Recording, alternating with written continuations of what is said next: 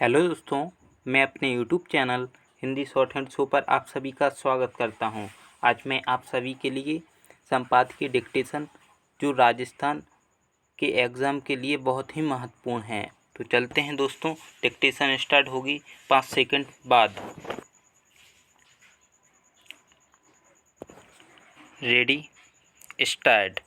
ऐसा मानव इतिहास में पहले कभी नहीं हुआ कि पूरी दुनिया अप्रत्याशित और अपूर्व अवसाद में हो। समर्थ और बलहीन दोनों मानो एक ही नाव में हो जो डूब उतरा रही हो। हर सुबह लगता है कि सब कुछ खत्म हो जाएगा।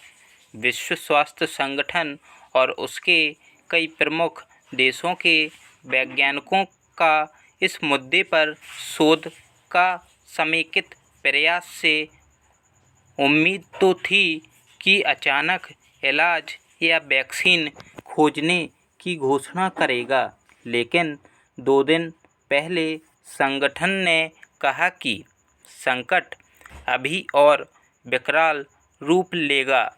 उधर हांगकांग या चीन जैसे जिन देशों ने यह मानकर कि उनके यहाँ रोग का ग्राफ समतल हो गया है या नीचे आने लगा है, उद्योग व्यापार शुरू किया, वहाँ कोरोना का दूसरा हमला हो गया।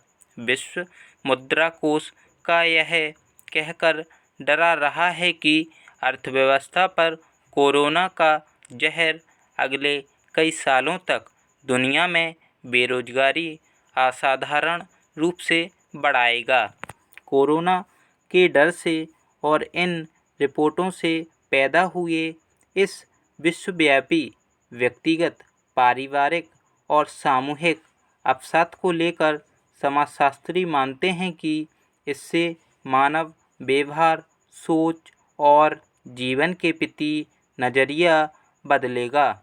भारत में उद्योगों के खोले जाने की शर्त को लेकर औद्योगिक संगठनों ने कारखाने चलाने में असमर्थता दिखाई है। उनका कहना है कि केंद्र की गाइडलाइन में किसी मजदूर में कोरोना पाए जाने पर मालिक पर आपराधिक मुकदमा चलाना और मजदूरों को फैक्ट्री के पास ही आवास और खाने की व्यवस्था का जिम्मा मालिकों पर डालना भी उद्यमियों का उत्साह कम करेगा।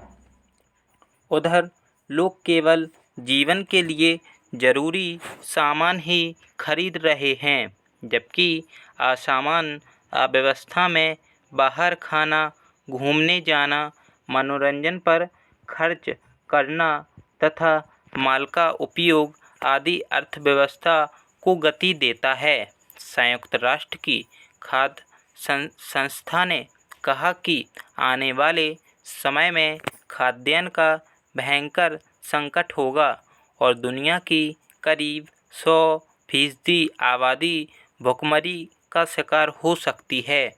भारत के पास अवसाद से बाहर आने और उसे बढ़ाने के लिए जो भारत में अमेरिका के मुकाबले रोग के टेस्ट या पुष्टि का अनुपात 133 गुना कम है, यानी कोरोना की घातक क्षमता भारत में कम है।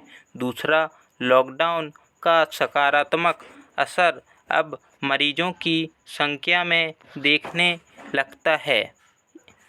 और तीसरा, देश में साल भर का अनाज है और नई बुवाई का रकबा भी बढ़ा रहा है, जो आने वाले समय में बड़ी राहत देगा। अंधेरी सुरंग के उस पार एक दिया टिमटिमा रहा है। स्टॉप।